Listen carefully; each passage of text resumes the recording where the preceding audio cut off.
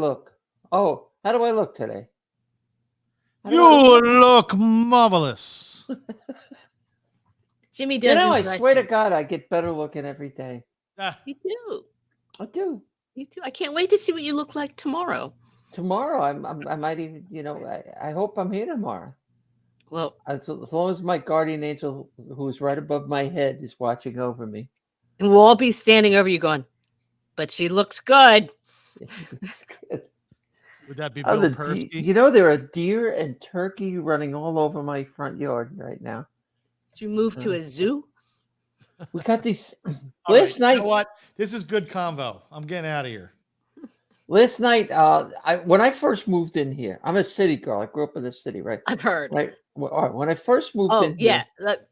Remind me. Go ahead. I'll write it down. 15 years ago. I'm in the woods here. I'm in the Pine Barrens of New Jersey. And I'm laying in bed one night, and I want the fresh air to come into my bedroom. So I open the windows, right, and right under my window, I hear this noise, whoop woo, whoop woo, whoop woo, and new neighbors. No, this went on 9:30 at night every night for 3 months. It was a whippoorwill. I would hope so with that call sign. It's the noise I make. Whippoorwill! And he does that too. But did you know that the thing about the whippoorwill, did you know, little known fact, you from a country ought to know this, that we they don't are have ground. Here. What? Yes, you do. They nest in the ground. They don't nest in trees.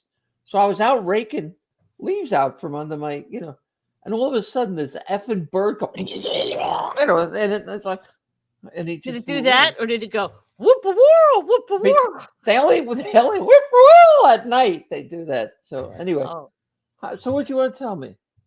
Well, no, I was just going to say, you always, first of all, you tease me for living in the country, but you obviously have creatures as well. But you didn't know what a barn cat was. I did not know, and I learned something finally from you after. I know it took a long 10 years of French. I finally learned something from. Most people know what a barn cat is. Like, you don't even have to explain it. They're like, yeah, it's a cat that lives in a barn. But your question to me the one day was explanation. But what does it do? Tell people what it does. You said to me, because we were talking about a root cellar, and you said, why did the mice and all the rodents and stuff not get into the stuff in the root cellar that they were storing? And I said, well, it's because they probably had barn cats or farm cats. And you went, what the hell are you talking about? And I said, there are cats. They live outside. They're kind of feral. And you go, you're making that up. And then I had to stop what I was doing in the middle of a very busy day and Google it. And it was like almost to the word of what I said it was for. Oh, you probably had it on your screen, first of all. I know you. You're a sneaky. Wait a minute. Devil. No, I didn't. How would I know that? You brought it up. All right. And I was trying to make my point. All right. You're a sore loser. You know who else is a sore loser? Who? Someone who's $5 million poorer. But we won't go into that right now. But so let's. I had something else I wanted to tell you, and now I can't remember what it was. Well, you did a show in Delaware, and you lost the front end of your car because of some guy named Eugene. Oh yeah, Eugene. I squared it with Eugene. All right. Well, I got to tell the people. So Julie's driving home from Delaware, and obviously, as you heard, she lives in the wilderness in New Jersey. And you want me to tell the story, or are you gonna? You tell the story because I don't know the inner workings. Well, you could do color commentary. You can be Well, okay, go ahead. Yeah, okay. So I get my oil changed at a place that whose name I won't reveal. But it sounds like Eugene must have did you good because otherwise you would be splattering their name all over the place. But go ahead. So I get synthetic oil because that's what the car was getting when I first got it, and you kind of a prisoner of synthetic oil, but it's good, better oil. Anyway, that's irrelevant. My car it's not germane to the story at all. It's not germane, but the story on my car has a plastic cover on the bottom, a cowl. So I guess it protects the engine in case I hit something. Run over a cow. Oh, something. Anyway, they put it on there, and it's done a good job. I mean, so I'm going down to Delaware, and I hear this little noise, but sometimes the road pavement makes that same noise on the tires. It was like that kind of a noise. Like, But I you just hit a noticed. turkey? Yeah. No, don't confuse it with the whippoorwill. This is a right, and I noticed that the faster I went, the higher the pitch. That's a law of physics. Anyway, I do the gig. I come back. By the way, the gig was with the great Belinda Clear at the Oh, Bootless Stage Works in Wilmington. If you ever get a chance, go to this. It's a beautiful little theater. So much fun. Anyway, what is it? the Bootless Stage Works. And I found out that the bootless means it's a Shakespearean term, meaning we don't get paid. They're bootless. But that's not germane to the story either. I'm driving home. I'm on the highway. Now, all of a sudden, I hear, bah, bah, bah. It did that noise. Now I hear, and it's really loud. I'm thinking, oh my God, my engine's going to blow. And if you've ever blown an engine, you know how painful that could be. And So expensive. So I get home somehow, miraculously. I pull over along the way to look for signs because it's dark and you can't see what it is. Anyway, miraculously, I made it home. All right, next morning, I go, well, I'm going to find out what this is. I go into my garage, and there, hanging on the floor, is my, what do you call it? The plastic cover that goes plastic to the bottom cover. of It's your just clock. hanging there. And it's all beat to crap. It's all pieces missing. So I go, somebody's going to pay for this. So I go back to the person who did it. I went, listen, this was Sunday. Listen. And I told them I said, you guys are making this good. I'm not springing. So they said, well, we can't help you. You got to come back tomorrow, Monday, when Eugene is here. All right. Now all right. Eugene. I'll never forget this name. All Sunday, I'm fomenting. I'm steaming. I'm remembering the terror I felt driving home in the dark, hearing, Mhm. And I get up Sunday morning. I am You're fired hot, up. right?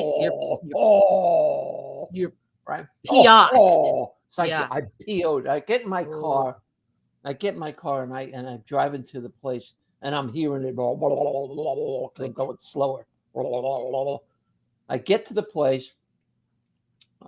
Eugene's not there. They said, we can't help you. You got to talk to Eugene. You got to come back Monday. So Monday I go, yesterday, and I'm like, come on, Eugene. I said, so he puts it up on the lift, and he goes, just looks at it. He goes, it comes out, and he goes, okay, we'll replace it. I was like, what? Because, yeah, well, it's going to take about a week to get the part, but yeah, we'll replace it. I go, you'll replace it at no charge. He goes, yeah, no charge. I'm like, what? You just took the fight out of me, Eugene. Wow. I know, Eugene made you weak. He made me just weak. countered your anger with like reasonableness. Kindness, Yeah. reasonability. I was afraid for Eugene when I knew you had to go back the next day and think about it all night. I thought, You've wow, seen she me. has 24 hours to really get worked up. I know what can happen. And I was afraid for him. You should have I been. was checking the news to make sure there was no like You know how I go. explosions or anything in the Pine Barrens.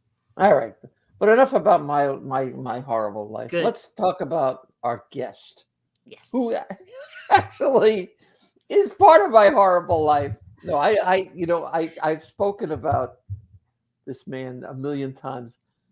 There were really, I guess, three or four people that are responsible for my career being fairly successful since AGT. First and foremost, you. Oh. Without you, as Come my on. then manager, we never would have gotten America's Got Talent. Without Well, it's because I sent the nude photos, and they're like, we well, need to see we more. don't want to talk about that. That's what. Oh. And but your support all through that process. You were there when I came off stage the first time. We'll talk a little bit about this when our guest comes up. And you were there, and at one point, you couldn't make any money off me because can't make money on show business, right? Anyway, at that point, I turned to an old friend that I'd known from the '80s named Tom Ingegno from the Omnipop agency. And I said, "Hey, Tom, why don't you book me? Can you?" Well, because at that point we were getting a lot of business, right? And he took over the bookings. And when you left to go back to your career in radio, Tom took over as my manager, and he's our guest tonight. And so the third person, I guess, would probably be Susan Sandler, who we've had on already. So you all know about her. So now you're at the end of the people that, like, after tonight. I've done the cycle, yeah. Right. Yeah. We've hit for the cycle. Yeah, and I hope you sons of bitches remember this so that when I die, you could say something nice to me at my wake. Anyway, when we come back, you get to meet the man. I don't know if you're ready for him, who has been my manager now, I guess, 8 or 9 years, right? 7 or 8 years now. Yeah. I left in 2017. So okay. What is that? 6 years. Yeah. Mm-hmm. But I've known him for 20 years, and I'm going to ask him why he wouldn't represent me prior to this. Yeah. So stick around. Jimmy, cue the music. I can't hear it, but I'm assuming it's playing. I don't know if he's going to play the music, but we'll assume so. All right, whatever. Well, we're gonna. No, it's because of your screwed up mic. You can't hear it, and so he just plays it at the end. I don't care. Well, then stop bitching about it. It wouldn't be a show if I didn't bust his chops. Anyway, so we'll be back in a couple of minutes with Tom Ingegno, my manager from Omnipop Talent. Welcome to Comedy Centric, your place for all things comedy. Every week we'll discuss the legends and the people who built the business. The performers, writers, behind the scenes, and stories that you have never heard. So relax, take a load off, and join us for this episode of Comedy Centric. Now, the host of your show, nationally headlining comedian, a woman with a wicked sense of humor and a killer Jersey accent, Julia Scotti. All right, we're back. You got your son situation still. I know. I'm trying to get out of the way of it. Anyway, as I said before, this gentleman, he's a good guy. He's a sweetheart. He's a wonderful man. He's my friend. He's a manager. He's managed some really famous people. And he managed you too. I know, but thank you. I see. That's why I like you. I give you the straight lines, and you jump right in. Anyway. All the way from his the palatial offices situated somewhere on the East Coast. Ladies and gentlemen, from Omnipop Talent Group, Mr. Tom Ingegno. Yeah. Hey. How's that for an introduction? That's a pretty good introduction. I thank you. Tom, she's never been so nice. Yeah, I know. That's not how our conversations usually go. So that was that goes. The rudeness goes two ways. Yeah, I know. I can dish it out. All right. But enough about you. Let's talk about you. Let's talk about Julia. No, we'll get to Julia in a little bit. But let's talk about first of all. I'm tired of that. You and I go back to the 1980s, right? When I was somebody else. Yeah. And at that. You knew this was coming. Oh shoot! I did not know this was coming. Well, see, that's what makes me a number one interviewer. Yeah, go ahead. So let me ask you this question: why wouldn't you represent me back then? Well, I wasn't really. Can I say your name at the time? No, just say RS. Okay, I wasn't a big fan of RS, so it was. And I don't know. I mean, I didn't like RS that much.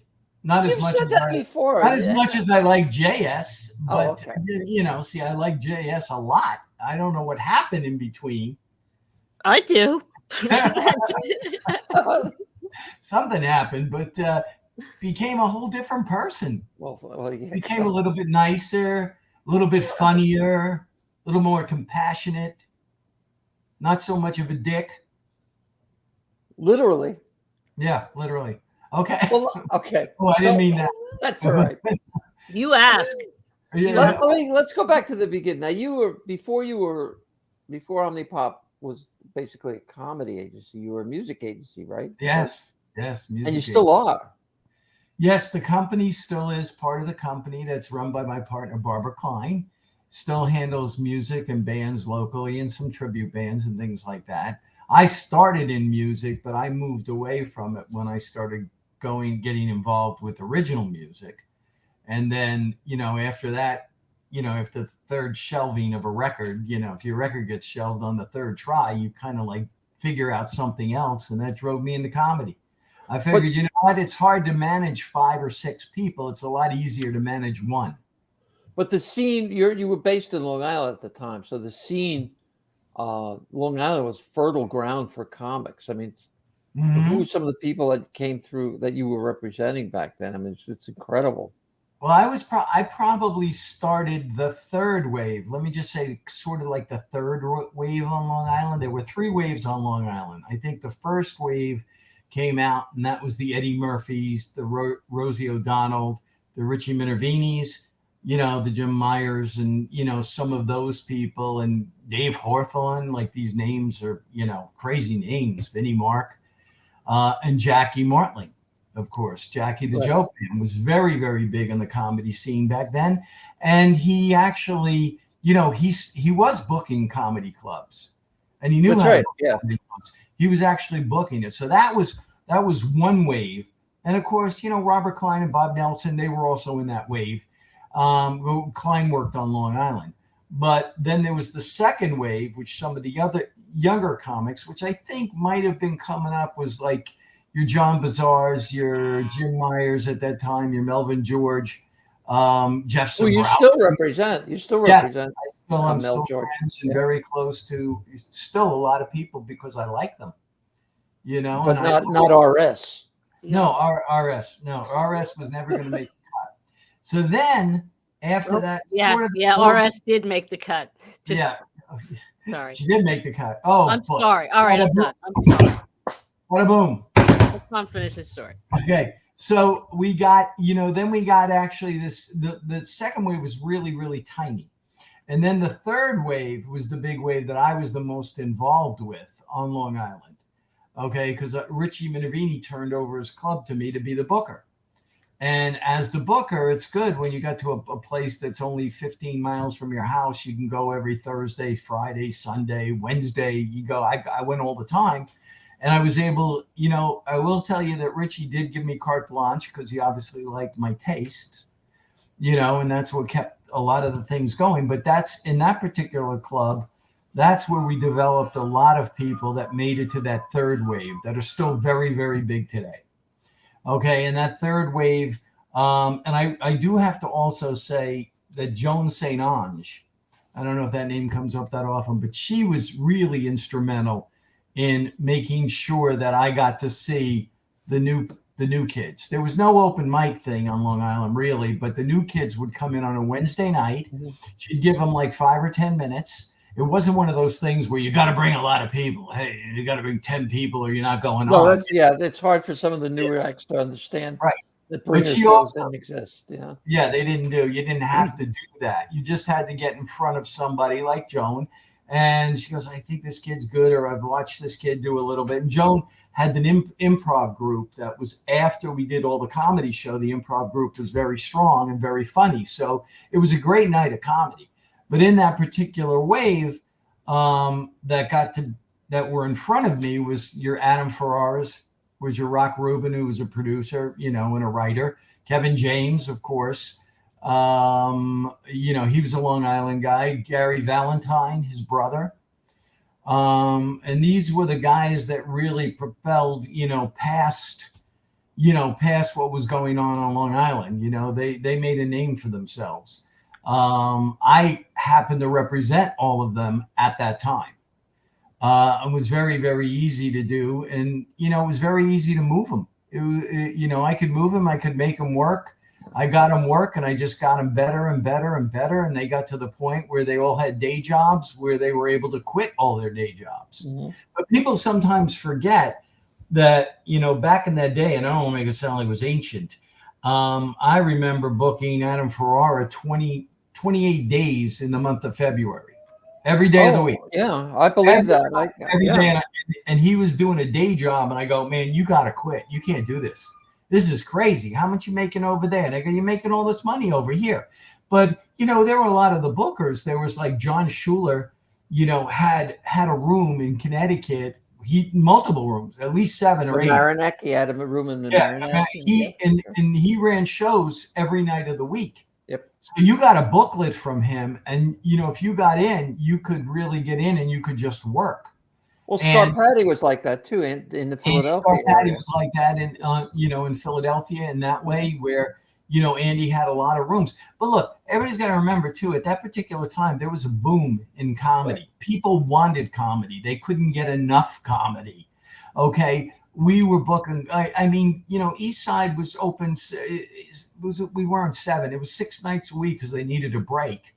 And you could go there on a Tuesday night and there'd be 75 or 100 people in there. And they were paying to get in. Yeah. Which is why I will say this, I'll reveal this. Comics during that 80s period were overpaid, and we were happy to get their money. I don't know what the RS, I don't know what happened to RS, but let me tell you something. Comics knew during that second wave, they knew the bubble was eventually going to burst because it was getting ridiculous. Some did, not everybody. Yeah. Well, okay, some people did. I remember like booking some comics on the weekend, like Friday, Saturday, and back then it was you didn't have a TV credit or anything like that, and we were giving them $1,500. We're talking 1980. I know. $1,500. That was a lot of money back then, and eventually though, as the boom diminished and people stopped frequenting comedy clubs, what happened was the money started to get more reasonable. It had to go down, otherwise you'd have no place to work. There'd be no comedy clubs whatsoever. So, the money had to go down. The number of days dwindled. We weren't open 6, but we were open a solid Wednesday through Sunday, and you could keep it up for a while. And the comics still did pretty well. But, eventually the boom, and we were doing colleges at the time. I had 35 people on the roster that were college acts. We probably had another 25 that thought they were our acts, because we had so much work at that time. But again, like everything else, everything started to fall off. College kids weren't going to the comedy shows anymore. So the school, where they might have had 10, we got some series where there were 10 shows a semester. So that was 20 shows at one college. They'd give it to us because our company was pretty big in colleges at the time.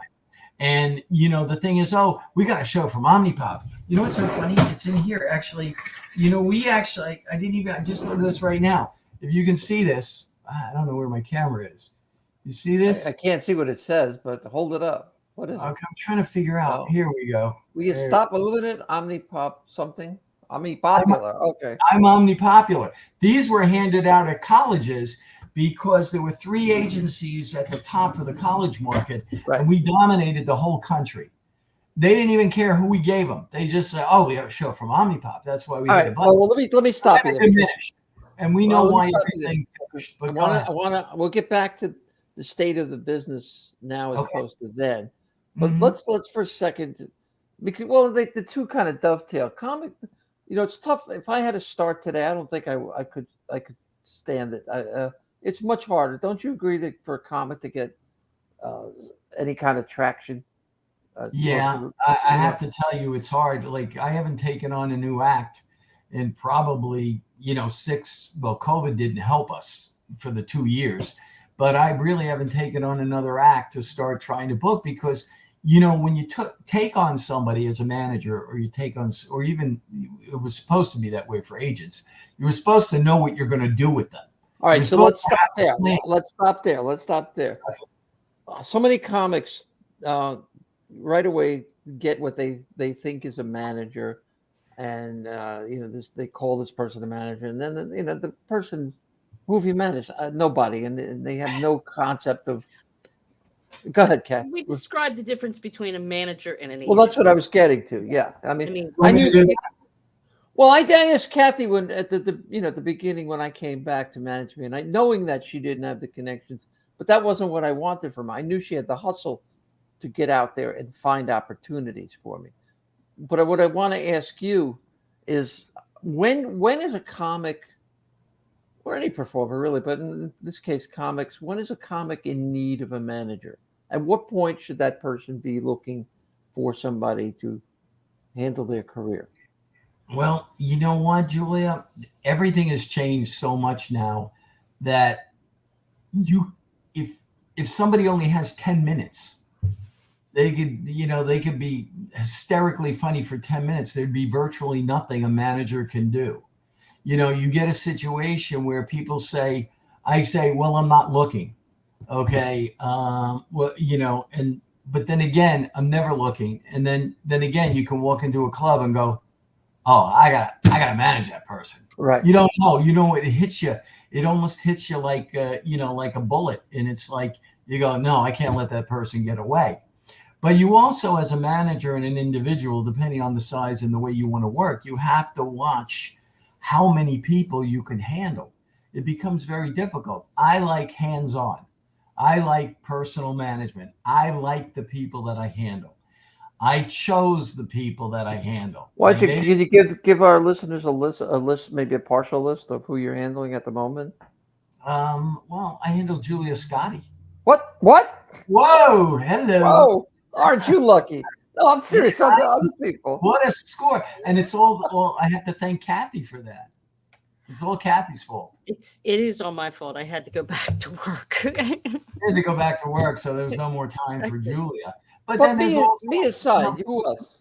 Well, there's like the people that are actually are doing some things now. Is Maya DiGiorgio has gotten very popular. Isabel Hagen, of course, with the 2 Tonight shows, that she had done, and she has a whole different type of show because she invented something or created something that she's unique to.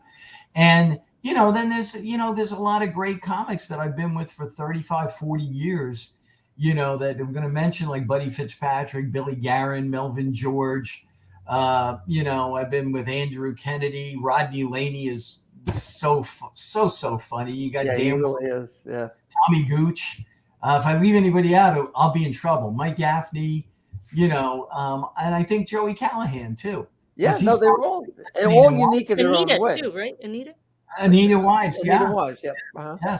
Yes, Anita Wise too. Yes, and I was going to finish up my list. I do have my list in front of me, but I don't. I'm thinking like I can't leave out a person, But I like everybody, and I want to work for everybody. And you say, when does somebody need a manager? It's when the manager can do something for them. If you can't do anything for them, it's really hard. Back in the day, there was so many things. There was MTV half-hour comedy. There was stand-up Spotlight. There was Rascals. There was even little shows, Live at Rascals. There was, then you could get on to the next level. Then your goal was to try to get on Letterman, Leno or Carson, if it was still Carson at the time, but then it became Leno. You tried to get on those things. And then Conan, those were the things that everybody aspired to. But there were little things that people could do, which could elevate yourself. And the most important thing at the time was to get that clip, to get that one tape. And what happened was there was a time, back in the day with Ray Romano, when Ray Romano scored and Jerry Seinfeld scored, it was the kind of thing where the casting directors and everybody was looking at comics. They were scouring the comedy clubs. They were out there and in there every single night. And then it got to the point where, I'll tell you what happened. It kind of happened where a lot of the comics couldn't act. So that created a little bit of a problem and say, what the hell are we doing here? Because what the thing was is if they saw a comic in the comedy club, that's the persona and that's the person that they wanted. When the comic Tim Allen is a good example of that too. Yeah, well, right, but you could keep that persona, but don't try to be a thespian and go like change the whole thing. Oh, I got to go in there and act. No, you don't. You have to just be you. That's the way it was supposed to be, and that's how it was set up. But then they got away from all of that because I think they had their full, but like everything changes, everything evolves. So you're lucky you get a casting director. You could get a casting director. You get a show on a 10-minute clip. I got 2 pilots for somebody. By the executive was sitting in his motel room, turned on the MTV half-hour comedy hour, saw somebody do the 5 or 6 minute set, and next thing you know, we had an ABC deal. So that they was were pretty common back then about getting Yes. development deals. They could, right? They get Just off development. of one, yeah, because everybody was looking for the next Seinfeld at that Right. point, or And Ray Romano. Seinfeld in particular. Yeah, I the think. Ray Romano too. Yeah, Or so Rosie, Roseanne. Rosie, yeah, Yeah, Rosie, Ray Yeah. Romano. Yeah. So I'll get back to my original question. When should a person come to seek a manager in today's market? I don't think that some of the people that end up with managers ever saw it coming. Okay, they never saw the idea that like somebody really wanted to work for them, and then they had a little bit of a plan or figured out what they could do. I was in a club and I saw somebody, and it was very funny. I was there to see the person that was closing the show, and fell in love with the person that was in the middle of the show. Now, let me tell you this. There were literally 2 people in the audience. Two people in the audience. And the thing that I learned about the first 2 acts, they were so fearless that they got up there as if they were performing to an entire room. And I was so taken back. And then I waited for a while because I didn't, I waited. And then all of a sudden one day I woke up and I go, if I wait too long, I'm going to lose this person. It's not going to happen. And, we've been together about 6 years now. So, and I think we're doing well, and we're progressing. Talking about us, you and me? No, we're talking. Please. I didn't see you in a crowd with one person. If it wasn't for Kathy, we wouldn't be together. No, I'm only That's kidding. true, but that in a way that is true. I mean, No. Tom, listen, she was ready to go take another step. I mean, I ran it as far as I could run it with my bandwidth, and she was ready for a bigger. Well, when I was doing the music thing, and everybody, and I sometimes do this, and I meet younger people, and they always say to me, like, how do you know you want to manage somebody? Well, you don't really know. And then they say, well, what do you look for in a manager? I said, what you look for in a manager is somebody that really, really cares. Okay. And if they really, really care, they're going to be fearless enough to pick up the phone and say, what are you, out of your mind? You're not going to book this person? And now we get hung up on, but we got hung up on for a while. Now it's an email, and they never answer you. So it's sometimes the manager makes a mistake by saying, "Why don't you audition for this musical?" And the client says, "But I can't sing." You want to tell that story? Tell that story. Oh God! I talked Julia into auditioning for some sort of a musical, because I thought it could be one of those kind of musicals where you could kind of not really sing, but it was like, if it's kind of like, I don't know. I didn't know she couldn't really carry a tune. Like, I don't even know if they're like, I would never do that again. But when you watch the beginning of the show, you'll hear her do a turkey impression and the impression of her car falling apart. Oh, both of which are better than my singing. Yeah. No, but I'm gonna put her on the spot right now because I'm gonna turn it around. She does an impression of somebody that just cracked. God. I can't stop. She does it on the phone for me, and we do it on some. We start reading sides and things, and I go, it would really be good. It's really good if you do it like your impression. I do a Jimmy Stewart impression. She does the best Jimmy Stewart I have ever heard, and I can't. All right, we're getting off the path here. Wait a minute. So let's get back now. Here. All right, I'm going to use my career because it's it's the thing we both know each other at. I come back at 63 and do this thing. You see that we talk about you booking me, but at some point I say to you, what, Kathy's has to go back to making a living. Do you want to manage me? And you go, I'm already doing that, sort of. And I said, yes, you are. And I go, so it's been sort of, was this kind of seamless transition. But what, if you see an old person, an old transgendered person, what opportunity do you see for yourself as a manager? What kind of vision do you have for that? Her. That's what I got to do. I have to outlive you. No, what do I see? Well, I don't like sexism. I don't like ageism. Okay. And I believe that if somebody has a funny bone, they're funny.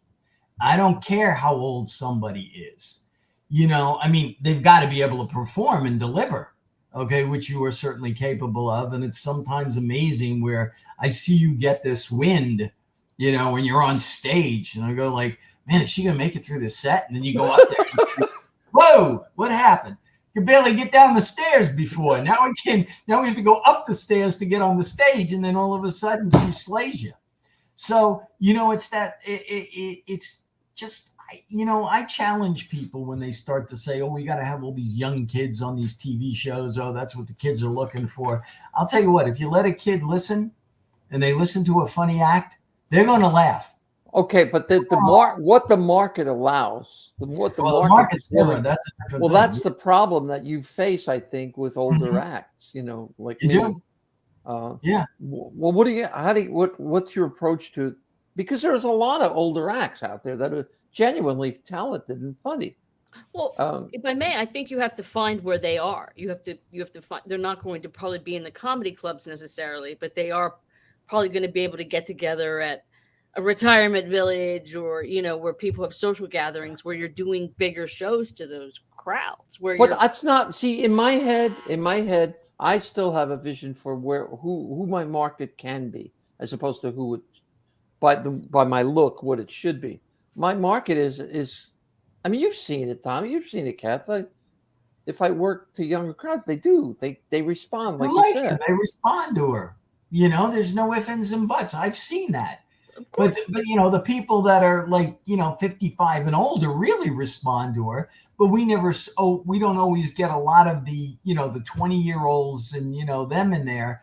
But I've seen her in New York City. I've seen her at a Gotham Comedy Club. I've seen it at Caroline's, and there's young people in there. They don't know who they're coming to see. Just hoping the person's funny. And America's Got Talent was a prime example. That was a young audience in that crowd, and they got it. They got what was going on, and they didn't know you from Adam. So we know that the act is capable of crossing that. But how do you, as a manager, sell that act to a TV show or a theater or whatever when the theater is going, oh, she's too old or he's too old? What do you do? Yeah, well, you see. Luckily, I think we built up some credibility. Okay. We meaning Omnipop or well, hopefully me personally after 35 years of doing this, but you've built up some cred, and that's what sells you. They're either going to respond to you or they're thinking they can do something or they're not, it's just, You've got street cred, which is why that's where that's what I was trying to get to with you. Yeah.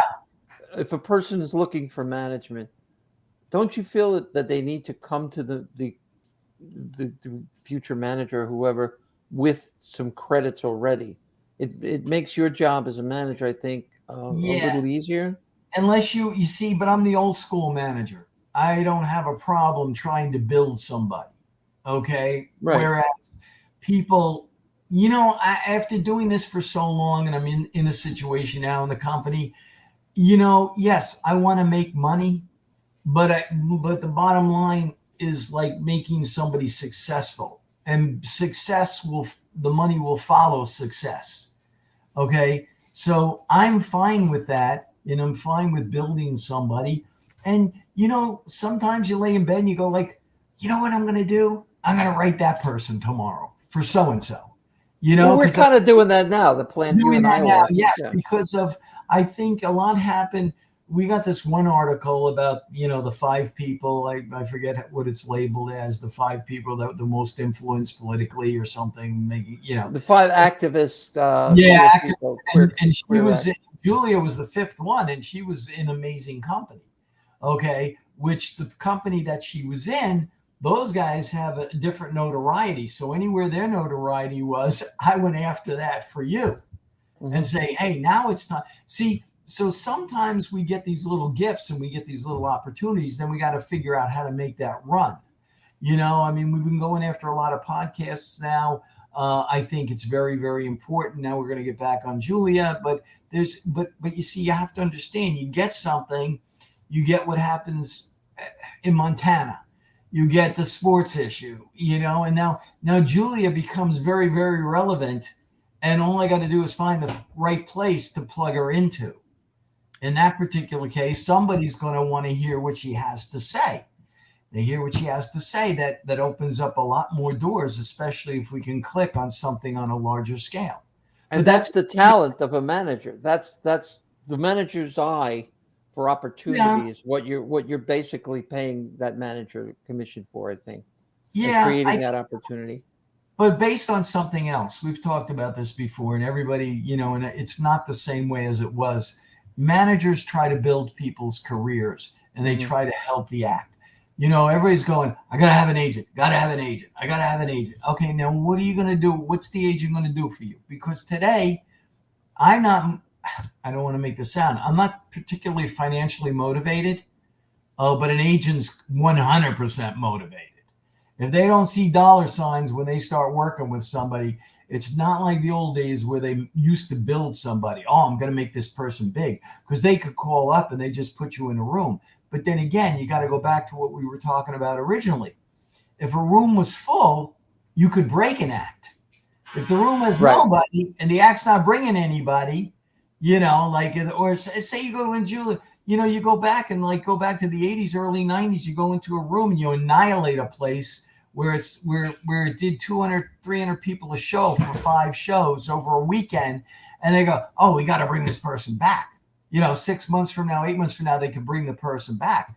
Today, it's good. You can put it in there. And if, again, we're going to get on this, if somebody doesn't have enough of an Instagram following, which is even more important than the Facebook now, because the Facebook isn't, the kids rely on kids. I'm talking about kids, people, a lot of people in that, they rely on the Instagram because it's instant. The Facebook thing, sometimes you got to go scrolling and say, oh, let's see what's happening today, and not that you shouldn't do both or shouldn't be doing it, but the Instagram is instant. And I want to, again, take a step back. You and I've done this, I did this with Kathy too. Hang on 1 second. Okay. Where's the Jimmy Stewart? No, okay. How to turn the light on. You see. I'll never finish if you keep doing it. Okay, go ahead. Kathy and I started this with her, and I believe in having an annual plan, that a 5-year plan that builds up to, a 5-year goal. You have a plan every year to achieve that goal. Mm-hmm. And you and I have done it now for a couple of years, and you've stuck to it, and you're good. You're good like that. I told you what I was looking for, and this is how I want to do it. And you really work towards making that happen, as did Kathy. So, talk about the value of having plans for an act that doesn't have a manager and is looking to get to that point. I think the plans. Everybody wants to be a star, but not everybody can be. So you have to decide. You get to a point where, you know what? I'm happy. I'm working. I'm making a living. I enjoy what I do. I'm making people laugh, and but sometimes your plans, like for a guy that's just working and he's not an actor or something like that, his plans might be, to just keep working and making a living and enjoying what they're doing. In certain people's plans where I've got a little, what do I want to say? I've got a little bit of cachet with some people, I can try to negotiate and maneuver different plans. And it's good to have a plan, but think about this. We did a plan. If you had a plan before COVID, you were screwed. Yeah. Your plan we thought it was only going to be a year. And then we thought that then we get to the second year, and then we got to start all over again. I don't want to make an excuse because I don't want to be a negative person. Okay. But that really derailed our industry. People that you were building sure. with in the first year or even the second year when it looked like it was coming back, we may have hung in there. I hang in there, but some of my contacts, the people I got, I went on, I moved on. I don't even have a number for them. I don't have an email for them. I can't even reach out. And they're not in the same positions. But the value of a plan, Kathy and I in that year, I said to it, if you remember this, Kathy, we talked and I said, I want to do, this was January, and I said, I want to do a network television spot this year. And I forget whatever year that was. And even though we worked toward that, by October, we got the email from AGT for the audition. And the rest is rock and roll. You last year, go ahead, Kathy, go ahead. But it's not like you just said, that's my goal. You were realistic in building up. Yes. You get to that point. You knew what you had to do to have the opportunity to get a spot. And you needed that tight, set. And you needed it to be out there on the internet and people to be looking for it and stuff like that. But because we designed that, you worked on the website and everything, all the clips came together and everything else. And when I said to Tom, I think it was last year or the year before, that I wanted to do a movie. When we, started auditioning for parts, was it Tom? And we wound up we did 2 movies. We did Bros, and then the other one, which has, God knows where that wound up. Well, it'll come out someday. It's out in the ether somewhere, but I did it, Yeah, and you constantly and consistently audition. So you see, the thing with a comic, when you say a manager or somebody has to have a plan, the comic has to have a plan. Like, does the comic want to be a comic, or does the comic want to be an actor? Because there's 2 muscles there, and if you really want to do both, then you better train to do both. If you're going to be a comic, it's not like they're handing out deals because you got a natural. You're the next Eddie Murphy. Right. I'm not saying the next Eddie Murphy isn't out there, but there are some people that do have a natural ability, okay, and they can do it.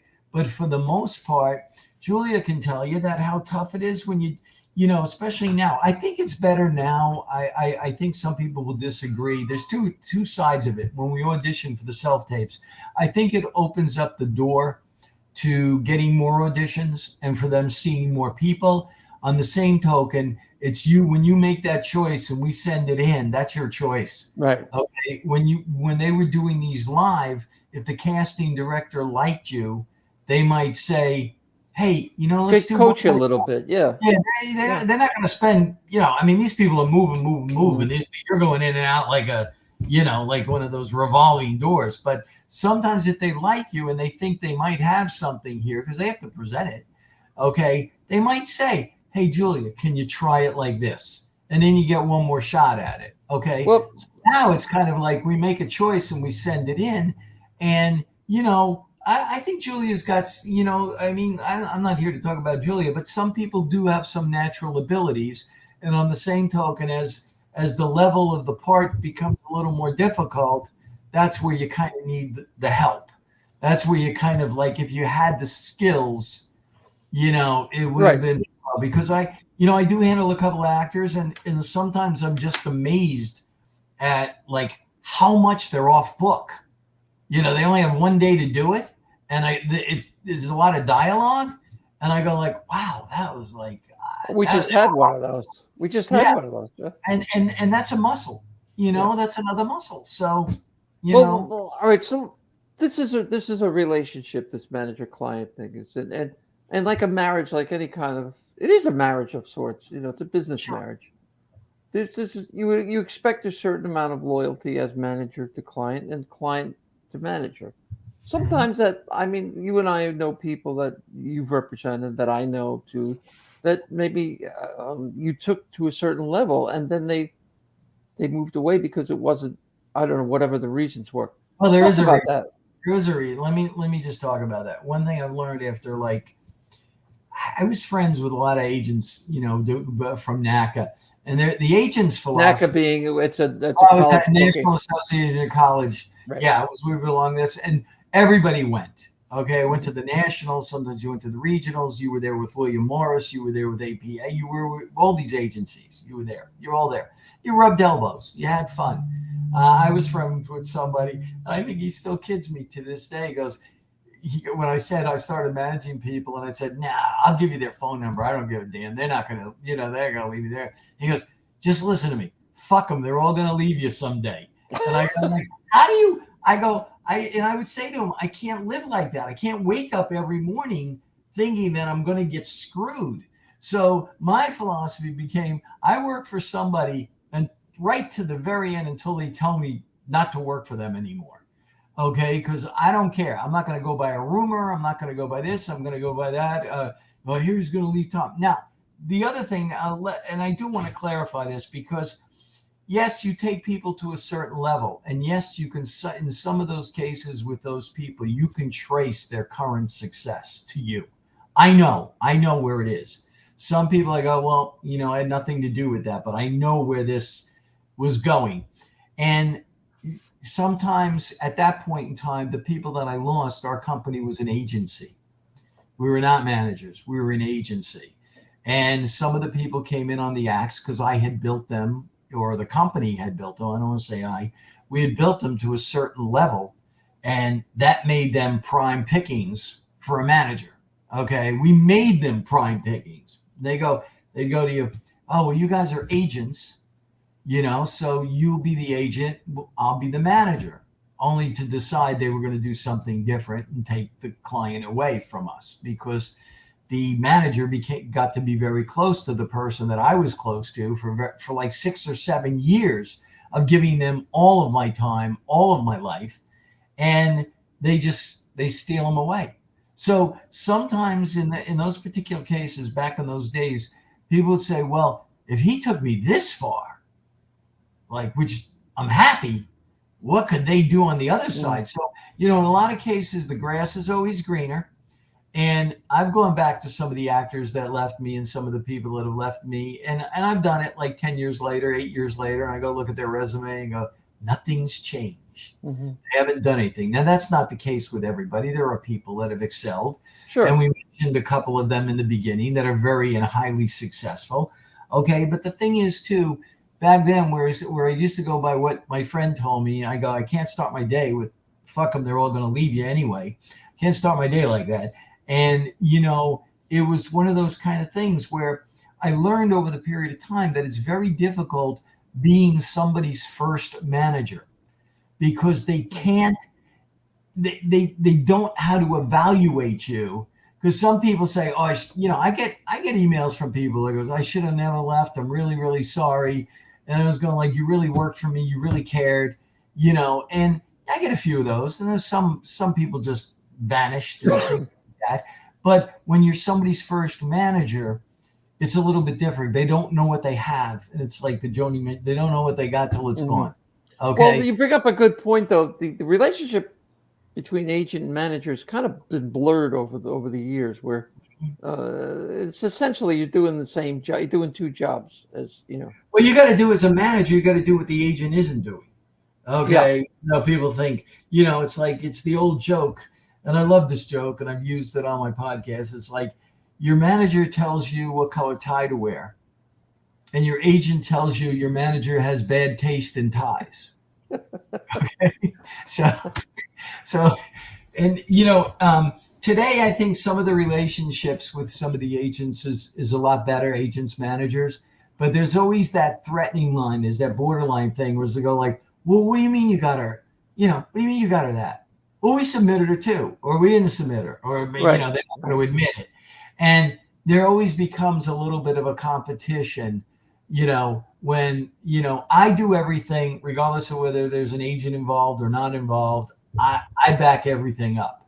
Well, you and I have had that. We've had that Discussion. Yes. discussion many times, and But sometimes agents some of them are good. let's not say that it depends on what you're looking for from an agency. And then as time goes on, you find that some of the agencies are stronger in other areas and they've got specialties. Even though they do multiple things, they're better at one thing than they are another. Right. Okay, so in my case, I based on the fact that I don't have all the agents that I want, I end up doing the lifting. I do all the lifting. That's why I only handle as many people as I handle. I don't want any more people. I can't do any more lifting. Okay, because, like this morning, I took 4 hours and I had to do paperwork. Okay, and it was paperwork. I had to fill out a couple of contracts, submit a couple of W-9s, do a couple of invoices, and I go like, I don't mind doing that. Okay, that's why I'm hands-on. Could you have an assistant? When I have an assistant, then I lose contact with my axe.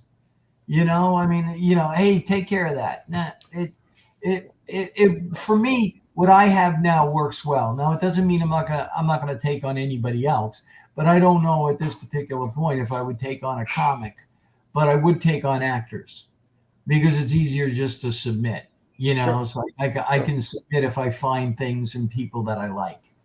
So that would be that. But yeah, it's. Well, I want to kind of start wrapping this up, so I'm going to ask you one last big question. Okay. Well. Can you give me? Let's say that one of your acts. No, what I want to know is, you've been at this for 40 years. Yeah. Yeah. Are you still happy? Is it still you still get fired up? Is what I'm asking.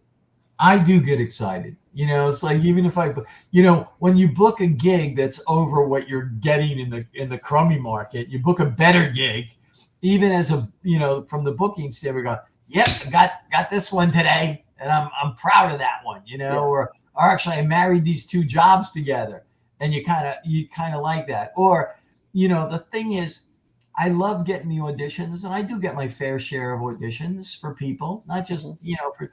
The thing is that at that point, all I can do is hope that I get him the audition. I can't get him the job. Once Exactly. I submit, there's nobody to talk to. It's not like I'm not going to be talking. No, you're missing it. It's not like that episode in Mrs. Maisel. I'm not out on the golf course chasing it. I mean, you know what? I got to tell you, that might have worked back in the day. Yeah. It could have worked back in the day. Now you're lucky if you can find somebody. Well, I want to close by just saying a couple of things about my relationship with you. I go out whenever I go to a gig. It's usually because you've negotiated the price, you've negotiated the contracts, which are always in my favor, which is what a good manager should do. Well, a good agent should be doing that. A good agent too. But overall, what I hear when they find out that you are representing me is that I love Tom. He's a good guy. He's honest. He's never screwed us. And you are the first. You are my face to the business, to show, club owners. But overall, other comics are what they say about you is about just I love Tom. He's even the ones that you don't represent, but they all feel the same way. Honest, good, decent human being, and you could be the shittiest manager in the world, which you're not. But you know what? The same reason I loved Kathy handling me is the same reason I loved you handling me, because I just trust both of you. I've never had any reason to distrust you. So that's the most important. See, at my age, and not that it would have ever been any other way. That's the most important thing to me through all my years of from actually working in this business from 1972 on. You can tell how old I am. 1972. Jesus Christ. That's the only thing that's mattered to me, is that at the end of the day, my integrity and honesty was always upheld. Whether it was in the music business or anything else, I never shorted a person a nickel. I've said that to Kathy a million times, that you are maybe the most honest person I've ever met in show business. I would rather suffer myself, if there was a mistake or if there was something that was done, and I'd figure a way to handle it. But again, I've said to people, and I told Julia this. I'm not here to talk about myself. I was talking about But I was going to say, Well, you are here to talk about yourself. well, That's the I know, whole but point of I'm having you saying, here. well, this is the way, but this is the way I run. If somebody calls me, tells me, "Did you do this? Did you do this?" And if I didn't do it, I'm going to tell you I didn't do it yet. Mhm. Okay, I'm not going to lie to you and say, "Oh yeah, I did Right. it," because nobody would ever know whether I did it or didn't do it. But I've just never lied to anybody and say, "Did you reach out to that person?" No, I did not yet. I'm sorry. I'll put it on my little sticky pad, so that'll be the list. The thing is like you get lists every damn place. You got lists and look at this thing. Look, 5:45. See right there, 5:45. But you make lists everywhere and yet you were still late. I told you I had to, All right. Well, listen. This is Kathy. You want to wrap up with Tom before we get rid of him? You want to say something? Thank you, Tom. I think the world of you, and I just the work you do and how you treat people, and so. I got to tell you, list thing about Tom, and then we go back to the way we normally. Yeah, can we go are. back to that? We don't talk like this on the phone. You know that. Okay. My wife wonders sometimes. Who are you talking to? Oh no, who I'm talking to. It's a love affair. But when I had my surgery, when I was out for like 3 months? But it would have been so easy for you to just say to me, "Look, I can't handle you anymore. Nobody's going to want to hire you because of your health. Nobody knows what's And there was a little of that. We did have a little. We did have a little of that. Yeah, but that's because we kept rescheduling too soon. It should have been just like, why did I do this? Why did I do it? I thought you'd be okay. Nobody knew. My wife told me, the doctor said, so I'd go another month. Now you're like a Yankee ball player. All of them get hurt. Kathy. Oh yeah. But Kathy knows what I'm talking about. We got a judge just came back, so. Oh, did he? Yeah, with his little boo boo. And what about Stan? Yeah, these guys get boo boos in the. All right, enough. Don't stop disparaging the Yankees. I'm going to take back every nice thing I said about this, and then you come back with a. Don't be a Mets asshole.